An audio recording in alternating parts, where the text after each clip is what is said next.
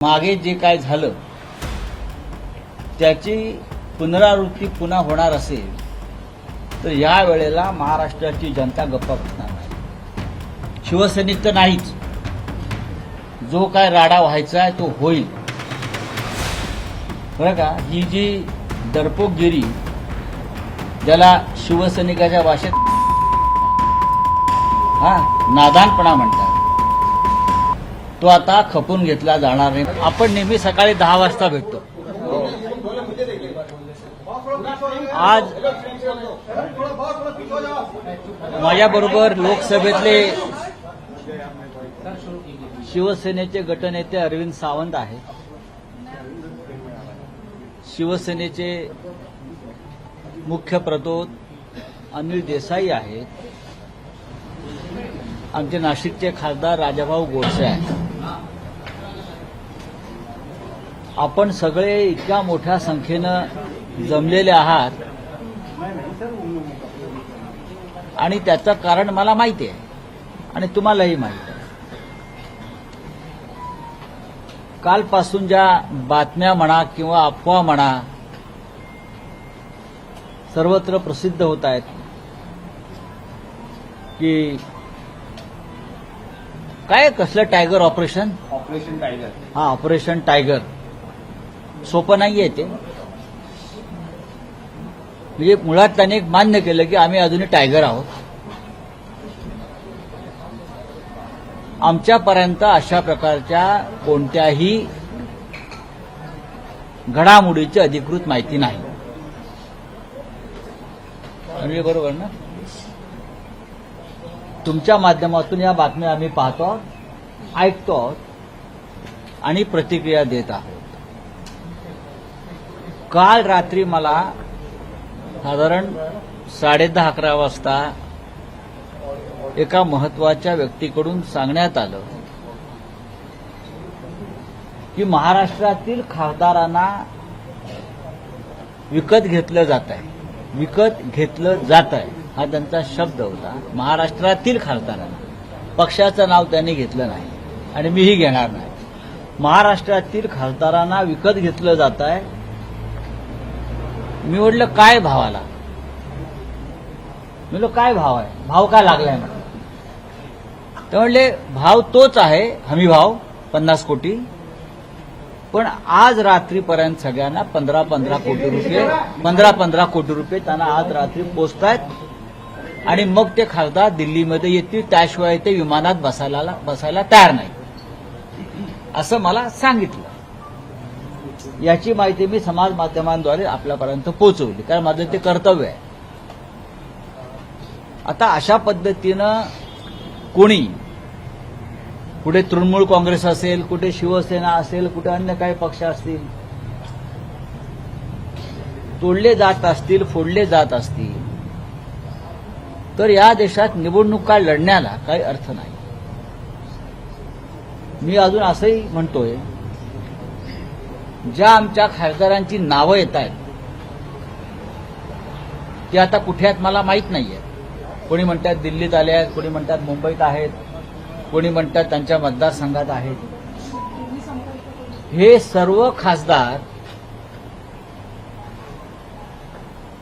शिवसेनेच्या मशाल चिन्हावर निवडून आलेले आहेत आणि उद्धव ठाकरे माननीय पक्षप्रमुख यांच्या चेहऱ्यावर निवडून आलेले आहेत.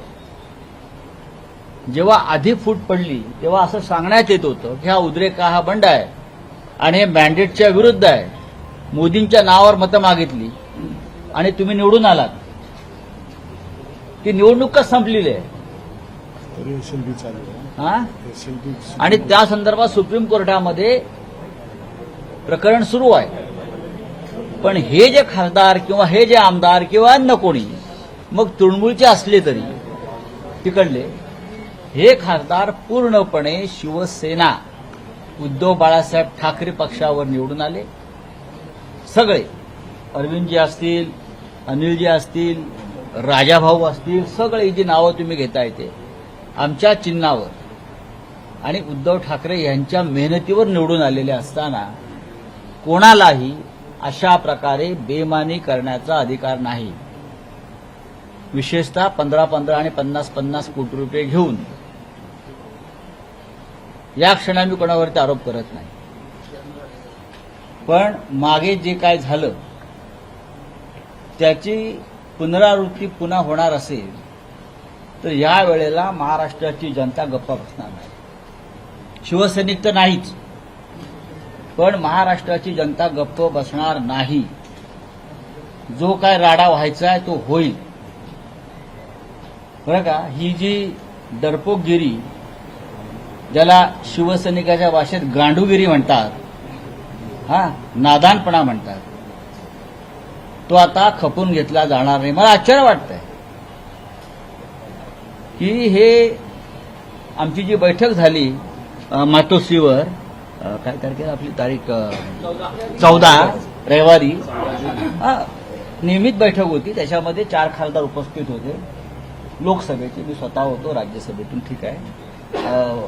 अरविंद सावंत होते, अनिल देसाई होते, राजाभाऊ होते आणि संजय दिना पाटील होते आणि उर्वरित 5 लोक हे व्हिडिओ कॉन्फरन्सिंगद्वारे त्यांनी आपली हजेरी लावली आणि त्यांनी सांगितलं, उद्योजन आम्ही तुमच्याबरोबरच आहोत.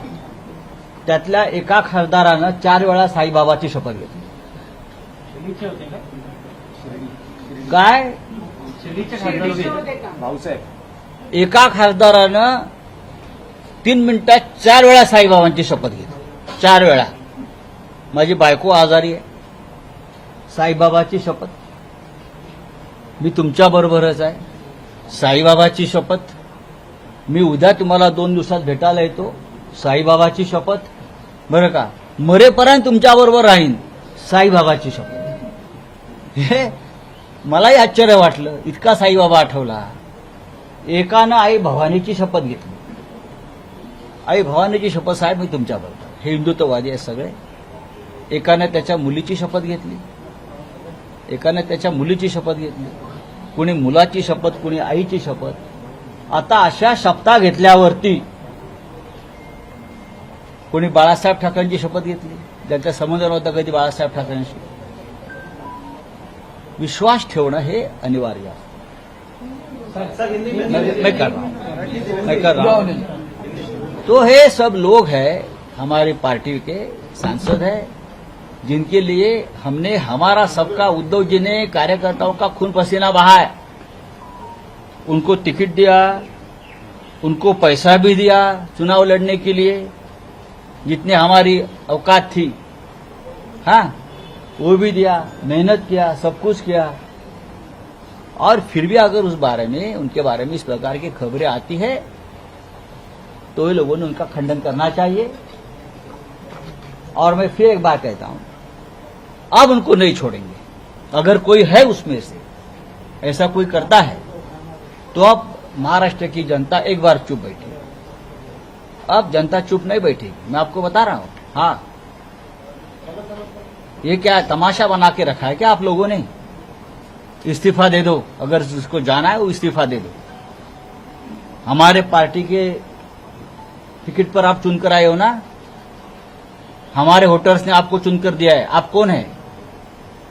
कोई 3-3 चुनाव हार गए थे, उनको एमपी बनाया. कोई कहां भाग गया था, घर में बैठा था, उसको एमपी बनाया. किसी का पता नहीं उसको. तो हमने अभी एक लीगल बैटल अभी से शुरू किया है. हमारा व्हिप जारी है. अरविंद सावंत जी ने और अनिल देसाई जी ने व्हिप जारी किया है. कल हमारी पार्लियामेंट्री बोर्ड मीटिंग है दल की 11 बजे. ओम बिरला जी को भी हमारे अरविंद सावंत जी ने लेटर लिखा है, वो भी आप समझ लीजिए.